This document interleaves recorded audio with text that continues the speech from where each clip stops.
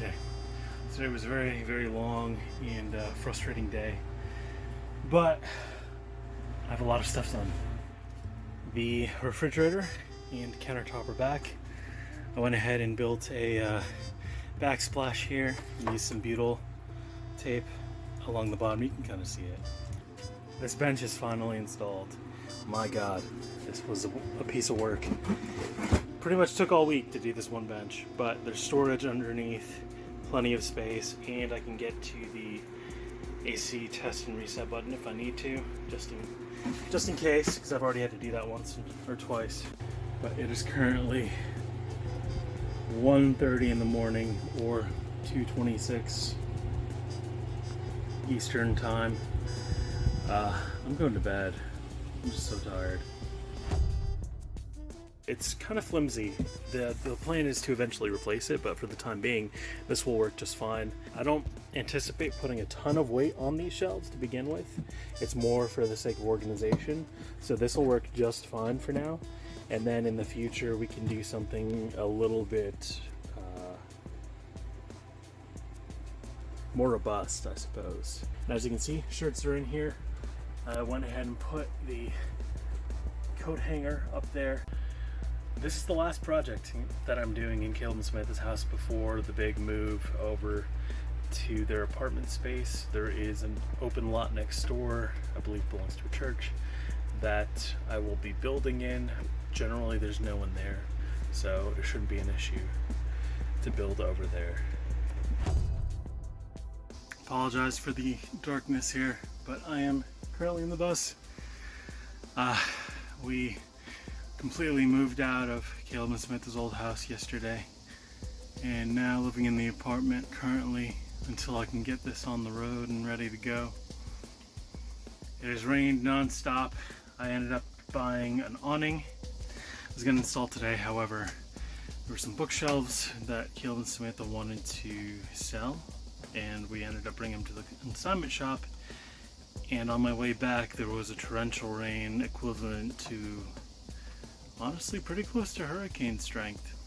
So it's a good thing I wasn't working on that. However, I came into the bus and there's a lot of moisture underneath like all the different water containers. I'm trying to figure out what it is. There's water just all over here, and it's coming from the pump when I turn it on.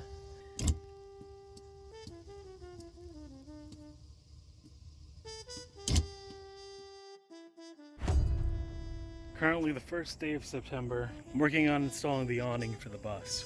This awning here was only $100 at a auto parts store with the know-how, if you catch my drift.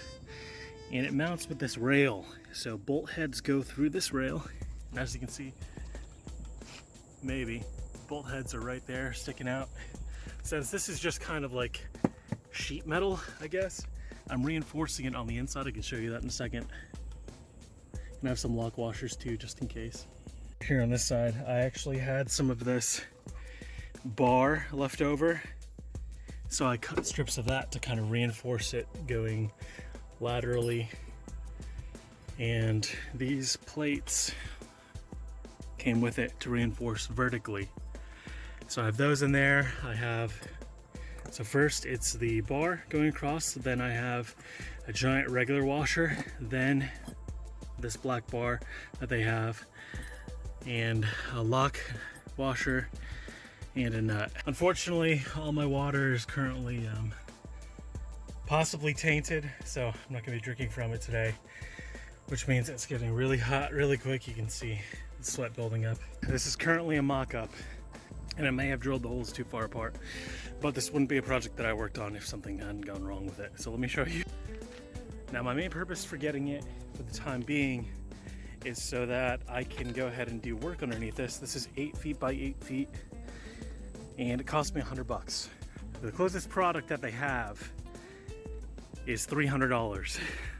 So getting this for $100 was a steal. This is going to help me when I'm working so that I'm not burning up in the sunlight as I am now, because my God, it's a stark contrast to burning up in the sun like I was doing 2 minutes ago.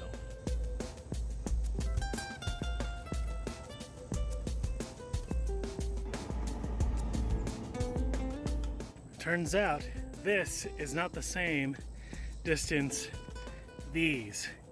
So now I have to drill 2 more holes in just to fit the awning in properly. So I guess I could just show you. Yeah, it's that much higher than the other hole that I had put. And always double check things, even if it's from the manufacturer, especially when you're about to put holes in the roof of your RV. What I can do is I can cover it up with some of that RV tape that I used on top to cover the solar wires. I just have to pick some more of that up. I can also, for the time being, just fill the holes with a ton of butyl tape to keep any liquid from seeping in and getting through until I'm able to get the proper tool for the job.